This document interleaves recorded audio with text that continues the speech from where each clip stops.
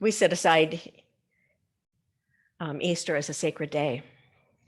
I'm going to move this over just a little bit because I feel like I'm hedged in. We set aside Easter as a sacred day. It's a real day of celebration. I mean, it's a time to really get into that place of just celebrating the goodness of God. And so in that spirit of celebration, in that spirit of recognizing the resurrection of the Christ, not only in Jesus on that first Easter morning, but the resurrection of the Christ consciousness arising within each and every one of us. We're going to walk through 7 movements. And I call them movements because it's like there's a flow, there's a movement that is happening as we awaken that Christ consciousness within us. And so we begin with the first movement. The first movement, darkness. From John, chapter 20, verse 1 and 2. Early on the first day of the week, while it was still dark, Mary Magdalene came to the tomb and saw that the stone had been removed from the tomb. So she ran and went to Simon Peter and the other disciple, the one whom Jesus loved, and said to them, "They have taken the Lord out of the tomb, and we do not know where they have laid him." It is dark. And this is the first movement of resurrection. We recognize that we are in the dark. The darkness of the tomb can be thought of as the darkness of the womb. Darkness is the beginning of all creation. Darkness has been interpreted as something not good. The dark can be scary because it is a place of the unknown. And yet, when we recognize the darkness as a place that is necessary for new birth, we open ourselves to greater possibilities. Possibilities that we might not be aware of in this moment. It is in this darkness that Mary moves towards the unknown. She thinks she knows what to expect. When she gets there, she finds something completely different. Where are those places in our lives where we expect something to turn out one way, we expect something to be one way, only to find out that it's something else? That there is something better that is in works for us. We recognize that there is a potential for so much more.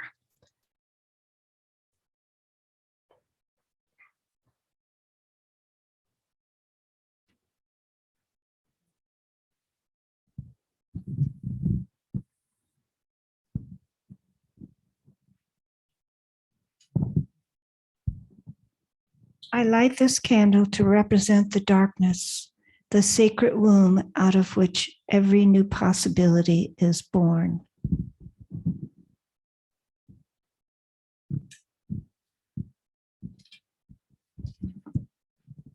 Affirm with me. I am awakening the power of creation.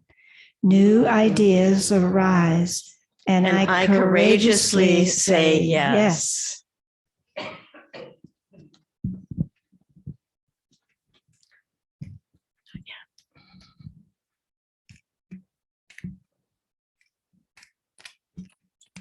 Trying to make it easier for people.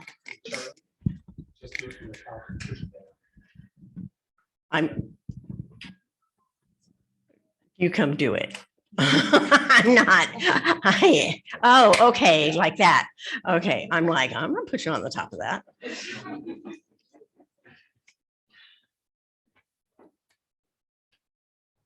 Okay.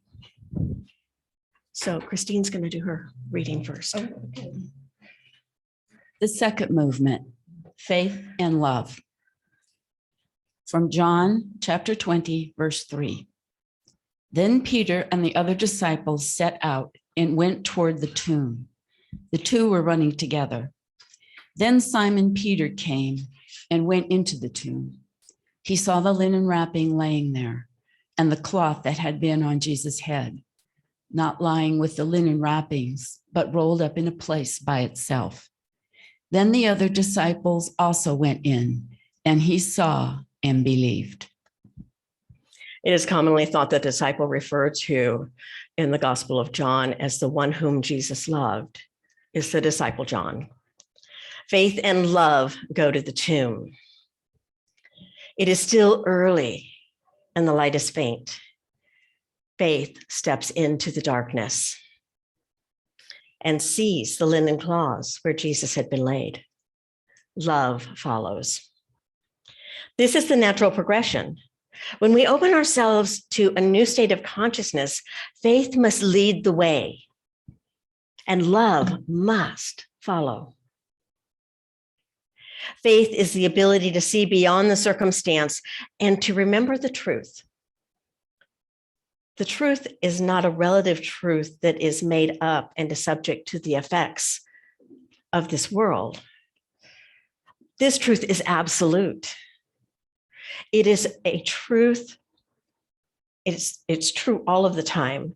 This truth may be a realization of wholeness, oneness, unity, peace, power, inspiration, or any other attributes that are revealed through the realization that the Christ has risen. Love is always right alongside faith. Love is the great attractor and sustainer within us. When we activate the powers of faith and love, nothing, no thing is impossible.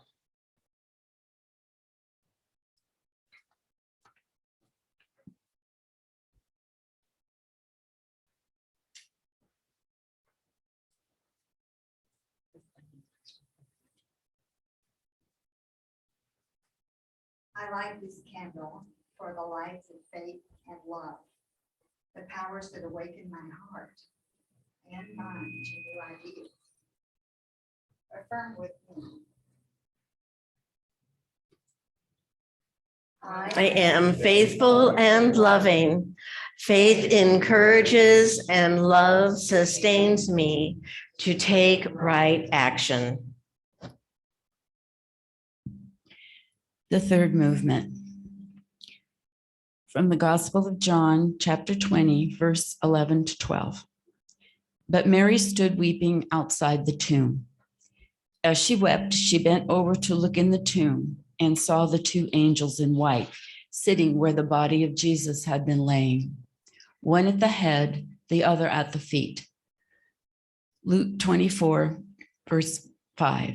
And the angels asked, "Why do you look for the living among the dead?" The angels represent the coming of the light or inspiration.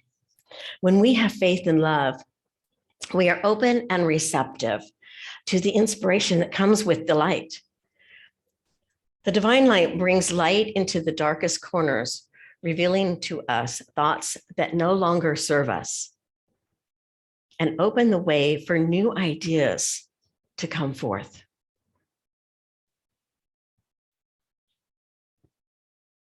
Following the death of Jesus, the disciples did not fully understand what was happening, even though Jesus told them what would happen.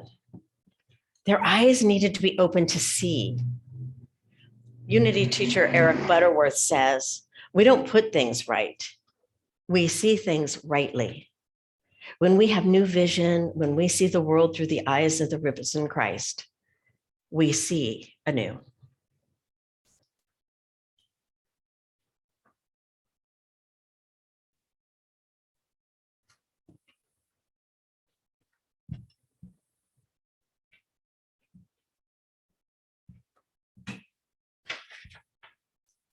I light this candle for the light of light, the light that illumines our minds and clears away the film from our eyes.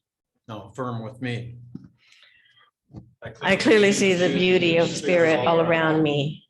I am illumined in heart and mind. The fourth movement, grace. From the Gospel of Luke, chapter 24, verses 13 to 17.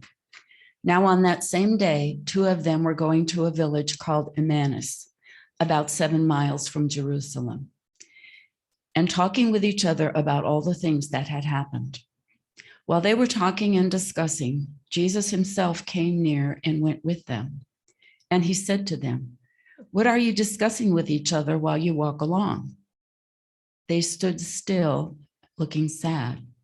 Then one of them, named Cleophas, answered him, "Are you the only stranger in Jerusalem who does not see the things that have taken place there in these days?" Two men are walking from Jerusalem to Emmaus. One of the men is Cleophas, who is known to be one of the disciples' father. These men are perplexed about the events that have been happening. It all seems so unreal. How can this be? In the Metaphysical Bible Dictionary, Emmaus is a place in consciousness where the healing, restoring love and life and truth of spirit spring up and flow freely through man's being. Let me say that again. Emmaus is a place in consciousness where the healing, restoring love and life and truth of spirit spring up and flow freely through man's being. Once we have experienced the light of inspiration, the healing and restoring love, life of spirit spring up within us. There's an energy that arises within us, an excitement of what is possible. This is a state of grace. Jesus is walking by their side, and they do not recognize him. This does not prevent him from being present. The presence of life and truth are not contingent on our recognition. The activation of these powers is, as we will see.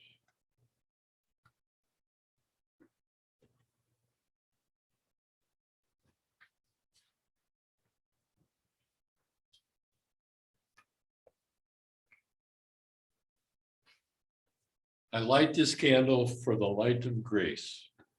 Grace is love in action as life in truth. Affirm with me. I am open and receptive to the transformative activity of grace awakening within me. The fifth movement, inspiration. From the Gospel of Luke, chapter 24, verse 28 to 32. As they came near the village to which they were going, he walked ahead as if he were going on. But they urged him strongly, saying, "Stay with us, because it is almost evening and the day is now nearly over." So he went to stay with them. When he was at table with them, he took bread, blessed and broke it, and gave it to them. Then their eyes were opened and they recognized him, and he vanished from their sight. They said to each other, "Were not our hearts burning within us while he was talking to us on the road, while he was opening the scripture to us?" Inspiration is always available to us. We open ourselves to recognizing the presence within us. The two men and Jesus walked along the road together. They did not know who he was. Is this not true of us sometimes? The Christ consciousness is always right here. It is up to us to recognize it. Breaking bread is symbolic of ingesting the truth to the extent that it goes throughout our whole being to nourish and grow until we express it fully in all of our affairs. This bread was the bread of life, the bread of Christ consciousness. What does that mean? We can get caught up in our mind and make things complicated. The recognition of the Christ within makes things quite simple.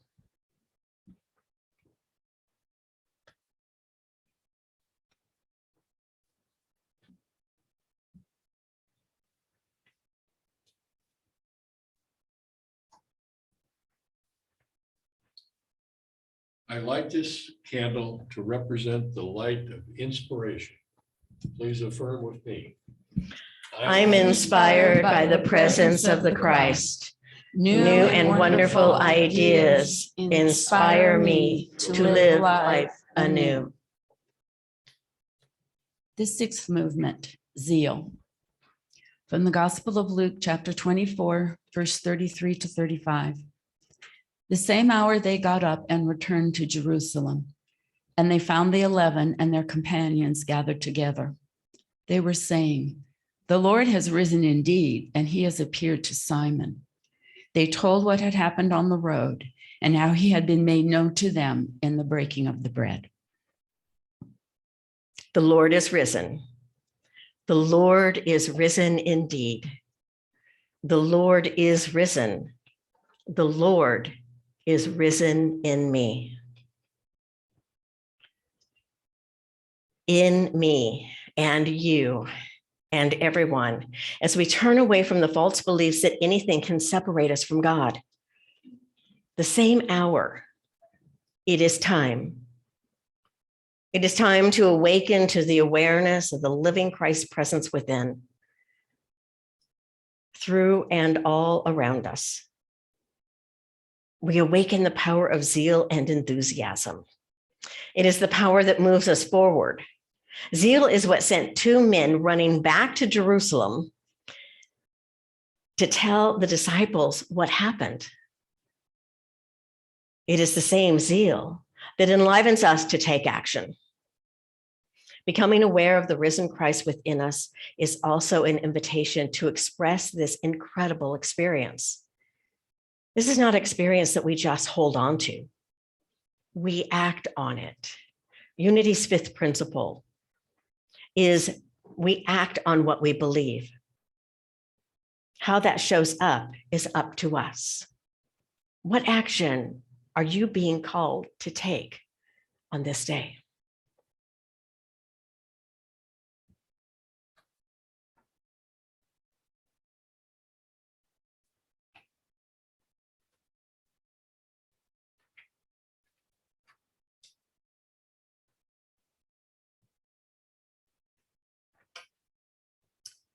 I light this candle for the light of zeal. Zeal lights my way as I express Christ consciousness. Affirm with me. I am a light unto the world. Zeal and enthusiasm empower my actions. The seventh movement, Christ consciousness. From Luke chapter 24, verses 36 to 37. While they were talking about this, Jesus himself stood among them and said to them, "Peace be with you." They were startled and terrified and thought they were seeing a ghost.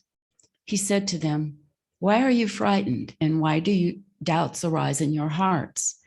While in their joy they were disbelieving and still wondering, he said to them, "Have you anything here to eat?" Peace be with you. And they were terrified. When we hear this story, we can hear how the disciples are all over the map. Just a moment ago, they were claiming the risen Lord.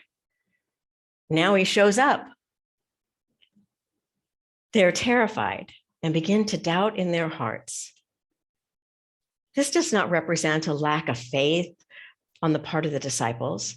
I think that this is an important part of our story in that it demonstrates how, as humans, when we are experiencing strong emotions, we can flip from one side of belief to another in a snap. We come to church and we hear a talk that inspires us and we sing songs and we gather together and we feel really good, and then we go home.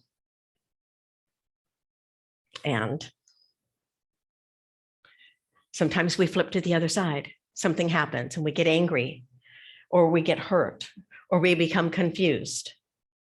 This is normal. This does not mean that the time at church was wasted or that we are hypocrites.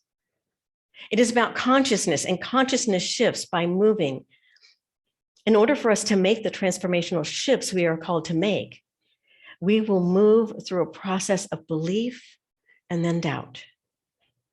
And when we do not resist it, belief will win out.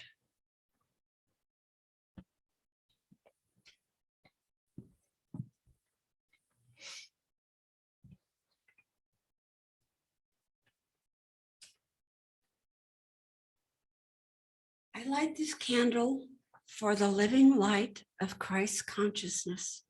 It is this Christ consciousness that awakens me to my divinity and transforms any doubts. Affirm with me. The light of Christ illumines my path.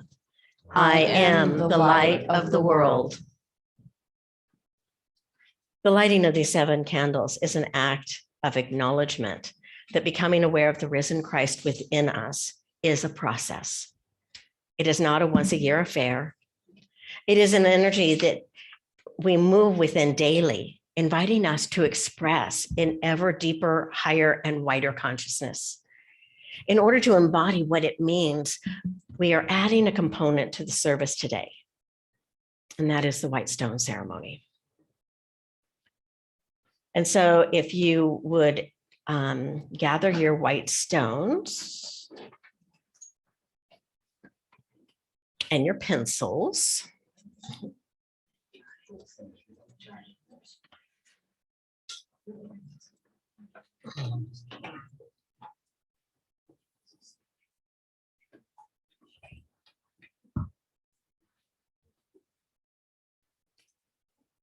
Go get one. Yes. The idea of the white stone ceremony comes from Revelation 2:17. That anyone who has an ear, listen to what the Spirit is saying in the churches. To everyone who conquers, who overcomes, I will give some hidden manna, and I will give a white stone. And on the white stone is written a new name that no one knows except the one who receives it.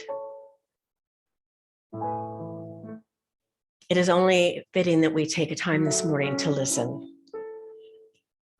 We are celebrating today the overcoming of death by Jesus, and overcoming of our own beliefs and limitation.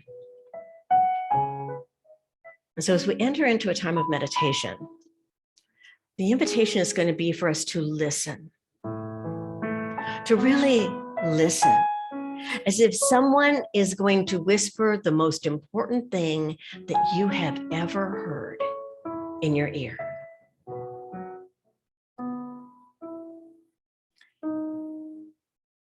I suggest that whatever you hear, you write down on the stone.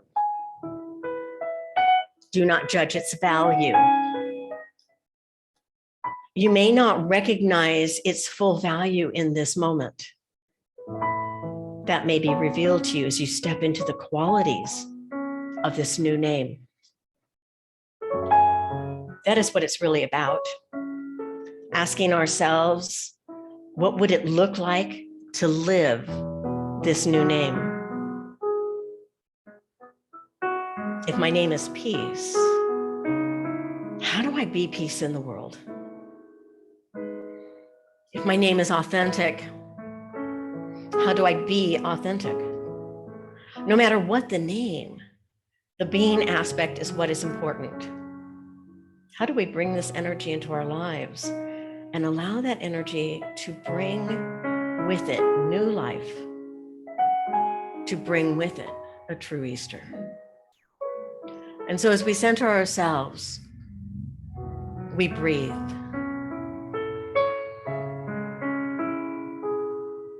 We breathe fully and deeply.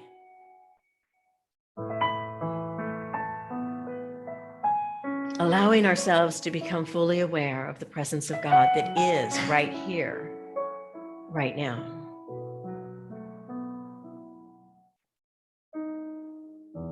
Remembering that we do not call the presence to us, but that we bring our awareness to the presence that is ever present.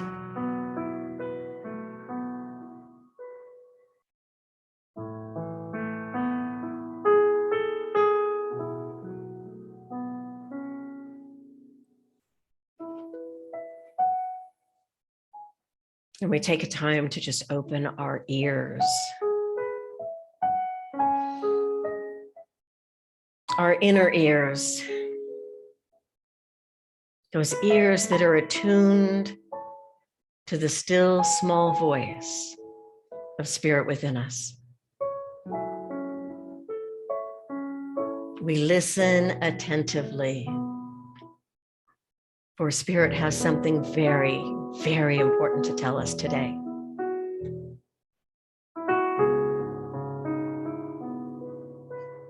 Something to reveal to us about who we are, who we have come here to be.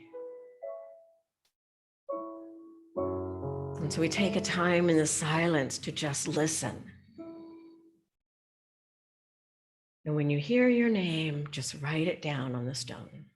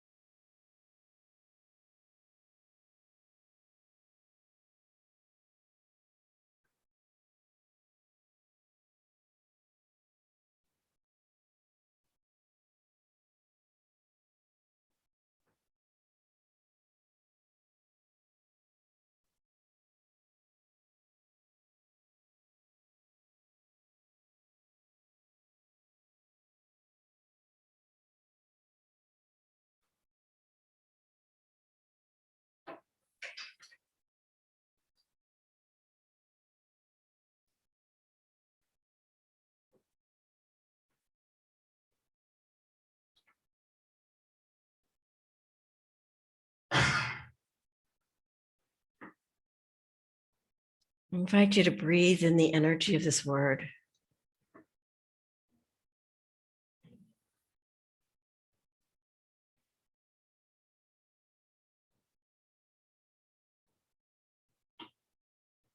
Allow this word to resonate within every cell of your being.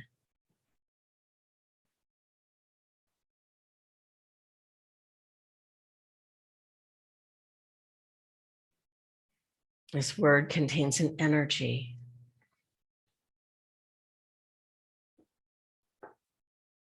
An energy that is meant to come alive in you.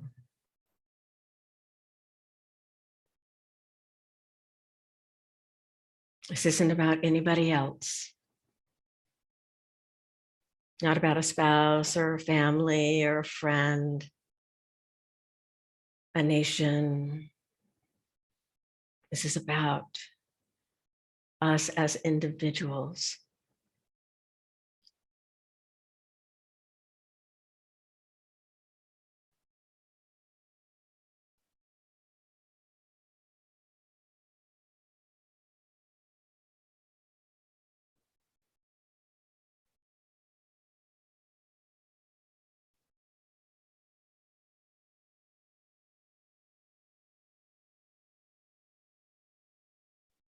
So we continue to hold this energy.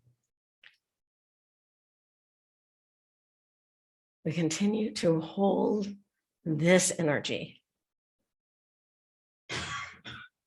and ask the question of how this energy is to be expressed through us. not just once, but how is that an expression of the risen Christ that has arisen within us today?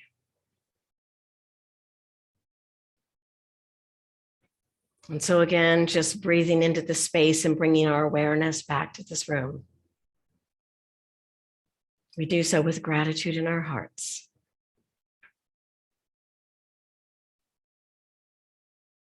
And when you are ready, you may open your eyes.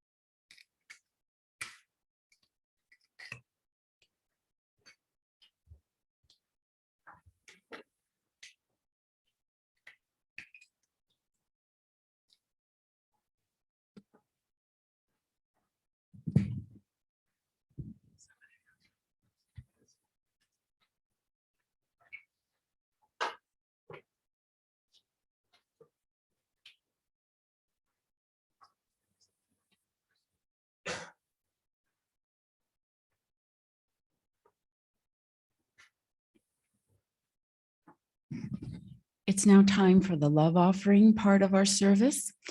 And there are 3 different ways you can make your donation. We have a white bowl up in front that you can put your offering in. You can also do it through PayPal on the computer, or you can mail it to P.O. Box 361 here in Cottonwood.